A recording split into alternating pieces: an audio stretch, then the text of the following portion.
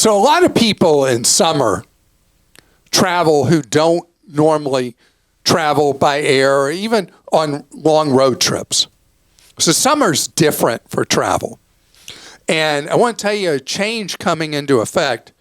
American Airlines is copying its crosstown rival Southwest, both based in Dallas. And American is no longer going to reward frequent flyer points or build towards status when you book with most third parties. Southwest, almost all bookings for Southwest have always been, at one point, all bookings with Southwest were direct with Southwest.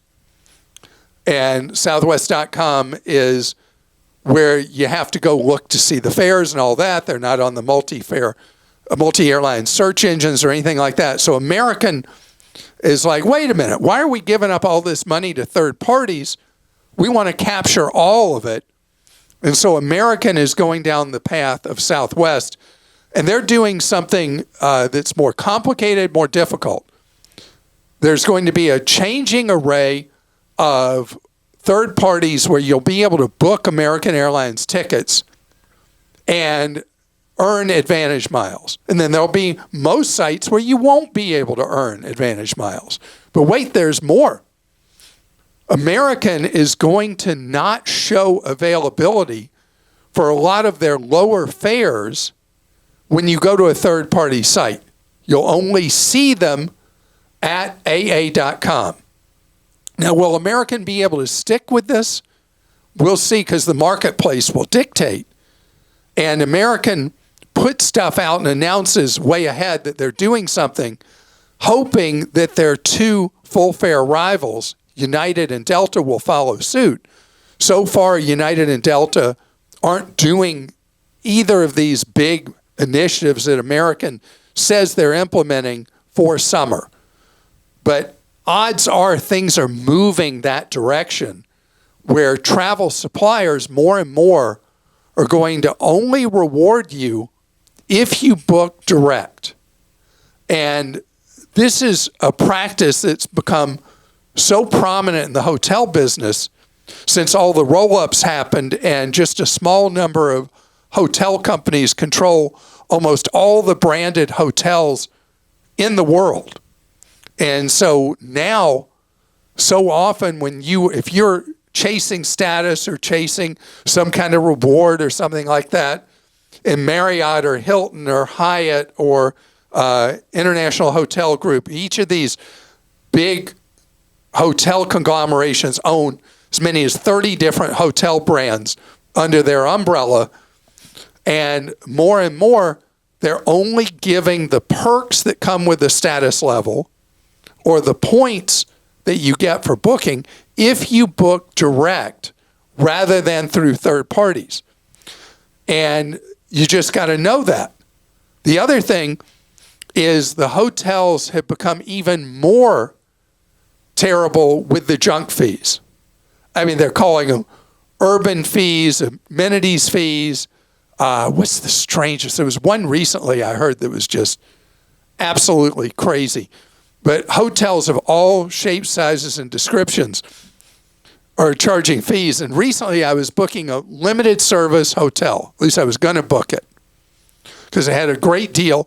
And then I saw they had a amenities fee. This is a limited service hotel. They had an amenities fee of $25 a night.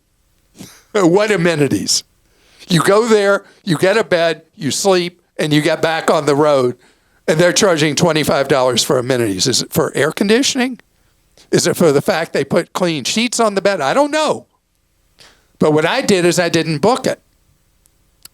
And so I talked last year about a site when you're booking hotels called resortfeechecker.com. It was a tip originally from a listener, and I use it all the time. And you can go there for a city you're thinking of going to or a hotel you're thinking of staying at, and you can see what junk fees. And it's really funny because I think I mentioned briefly there'd been a reporter for it was the Wall Street Journal, who stayed at a bunch of different hotels in Las Vegas and booked an $11 room at a hotel. And then the bill was $100 a night. How did it get from 11 to 100? Because the hotel charged a $65 amenities fee on the $11 room, and then you had all the array of hotel taxes and the car rental center fee and all that stuff, and took an $11 room to 100. So knowing when there's a resort fee, when there's not, all that is really useful. And when you're looking for hotels, know that there's both hazard and opportunity using third-party sites. I overwhelmingly book my hotels at Booking.com and the American subsidiary that most people are more familiar with, Priceline.com, because consistently I see my best prices there. But I shop the hotels direct. I check Hotels.com. I don't use Hotwire anymore because I had too many problems with them. But I do check multiple sources when I book, but most of the time I end up sacrificing any amenities, any points, anything like that, because my rate can be so much lower than it is otherwise. I'm staying in a hotel next week that I'm paying $84 for the hotel room. It's a good 4-star hotel. And at the hotel's website, booking that same hotel, the cheapest rate was $146, and I'm paying $84. I mean, it's just amazing how much money I'm able to save consistently using Priceline. But you got to get good at using it. We have a guide to how to use Priceline on Clark.com.